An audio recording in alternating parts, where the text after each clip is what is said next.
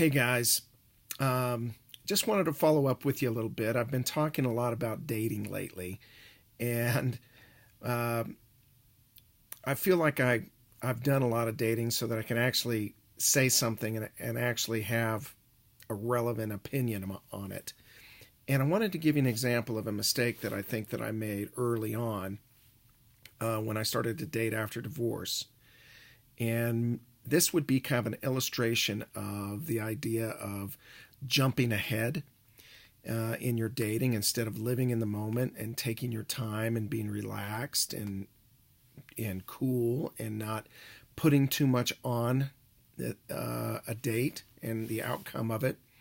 But there was a lady I think the first year that I was divorced that reached out to me on Facebook and kind of struck up a conversation with me. And we started chatting, started flirting a little bit. And I asked her out. And we started going out and seeing each other a little bit. We've had maybe 3 or 4 dates, something like that. It's been a while since this happened, so I'm not totally sure. I can't remember exactly how many. But this was an attractive lady and smart and everything. And because I was so new and so rookie, I use the word rookie at dating um, at this age, that I started to try to figure out what was going to happen right kind of from the get go. And of course, I'm not saying that you don't think about this stuff because I know we, as human beings, we're going to think. We're going to analyze, we're going to think. But you have to kind of you got to kind of restrain yourself a little bit at the beginning. You got to just kind of just live in the moment. And your only goal should be to have a good time on a first date and enjoy and to relax and to see if you can have some fun. That's it. That should be the only goal.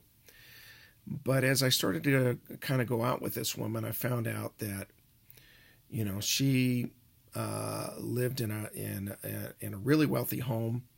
In my divorce, I lost my home, and so I just rent.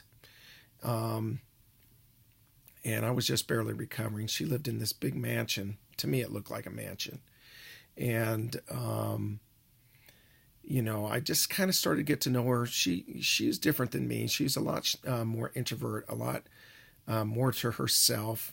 I'm more of an expressive person. And as I got to kind of know her, she pointed that out that she saw that we had kind of different personalities.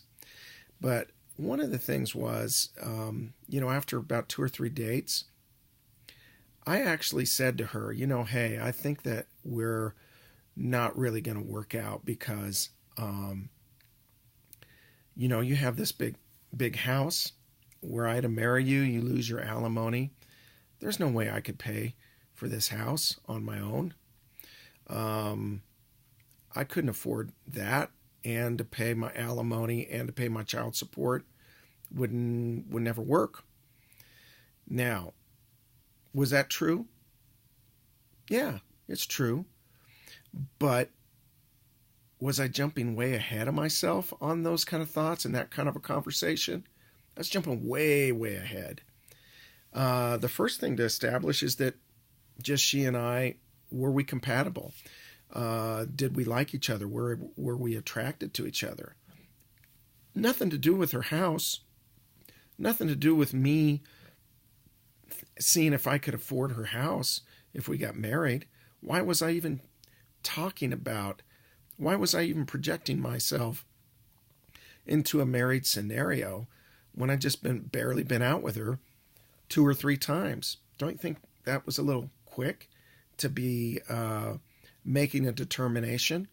The truth is, if she and I had been compatible, and if we had really allowed our relationship to grow, then we would have figured out what to do with the house. Maybe we would have sold it. Maybe we would have rented it out. Maybe we could have found a way to keep it. Who knows? There could be a lot of options. But I was just thinking. I was thinking about is this marriage going to work or not? Would this be a good marriage? And I was asking the wrong questions, because the only thing you should be doing is just having a good time when you first start out on a date, getting to know people, not projecting too far ahead. A lot of things can work themselves out if you're with the right person and it's the right thing. But because I did that, I cut shorter, a potential relationship, and didn't need to do that. Now, I've had that done to me in reverse. I went out with a lady one time. We went to lunch. We met online, and then, we were talking afterwards. After the first date, we're talking. And she's wanting to know if I like her or not. Well, I was just starting to maybe, think about it. Maybe I want to go out with her again. Maybe I'd like to get to know her a little bit more. But she wanted to know right then, right after the first date, whether I was attracted to her or not, whether I thought this was going anywhere or not. And she was just pushing. Man, I'm like, you're loco, man. You're way out of balance here. And because she did that, she and I had some things in common. We both liked to dance. She was an attractive lady. But because she had to know right then, she didn't even give me a chance to think about it or anything. I had to just say no. No. I couldn't do it. And then, I have people all the time. I'm going out with them. They're asking me things like, they're trying to make a determination without ever meeting me, whether we're a match. I told a lady recently, I said, look, man, she's like, are you into this? Are you not into this? And I'm like, I've never met you. I need to meet you in person before I even know. I mean, to me, she's jumping way ahead, putting the cart way ahead of the horse. I mean, why? Texting and stuff like that, you can text and flirt that way, but that ain't nothing, man. It's nothing until you actually meet a person in real time, real actuality. So jumping ahead on a text, trying to figure things out that way, no. You got to have face-to-face time. And you relationships will progress, but they have their own life. They have their own trajectory. And you can't overforce it, and you can't overthink it.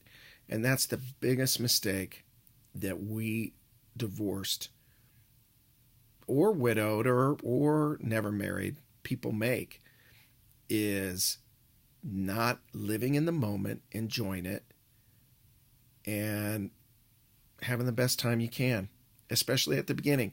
There's time later for all that stuff.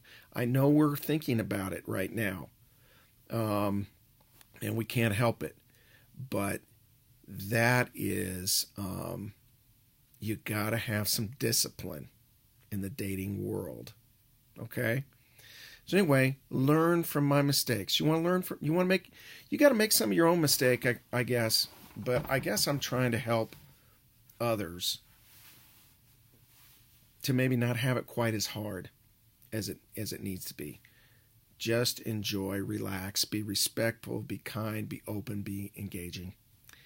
That's what I got to say. Hope you have a great night.